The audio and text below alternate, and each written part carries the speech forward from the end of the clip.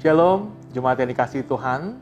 Sungguh bersyukur untuk berkat dan anugerah Tuhan yang selalu nyata dan baru di dalam kehidupan kita hari demi hari. Perenungan hari ini terambil dari Yohanes 6 ayat 26 yang berbunyi demikian. Kamu mencari aku bukan karena kamu melihat tanda-tanda, melainkan karena kamu telah makan roti itu dan kamu kenyang. Jemaat yang dikasihi Tuhan, akhir-akhir ini kita sering mendengar orang berbicara mengenai work-life balance. Bagaimana menyeimbangkan antara pekerjaan, kemudian juga dengan liburan atau kesenangan diri, sehingga ada keseimbangan di dalamnya. Namun jemaat yang dikasihi Tuhan, harusnya tentang keseimbangan hidup, bukan hanya bicara tentang liburan, kemudian bekerja keras, tetapi juga kita harus melihat adanya yang lain, yaitu bicara tentang kesehatan atau kehidupan rohani kita. Seringkali kita sebagai anak-anak Tuhan, karena sibuk dengan pekerjaan, karena sibuk dengan juga keinginan atau kesenangan kita lupa akan kesehatan atau kehidupan rohani kita. Nats yang bagian yang kita baca tadi, Tuhan mengkritik orang-orang yang memfokuskan diri pada kebahagiaan duniawi yang bersifat sementara saja.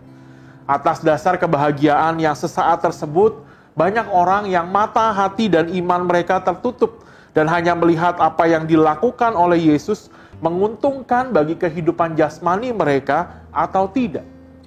Jemaat yang dikasihi Tuhan, dari sini kita melihat bahwa mereka yang hanya mementingkan kebutuhan jasmani saja tidak menghiraukan atau mengabaikan kehidupan rohani.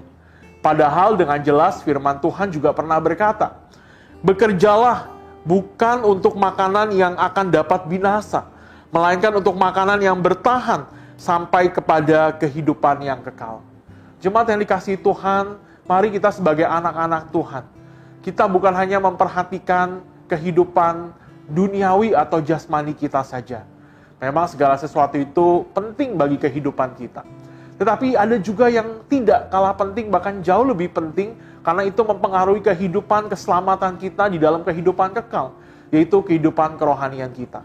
Kalau setiap hari kita bekerja 8 jam sehari, berapa jam yang kita pakai untuk kehidupan rohani kita?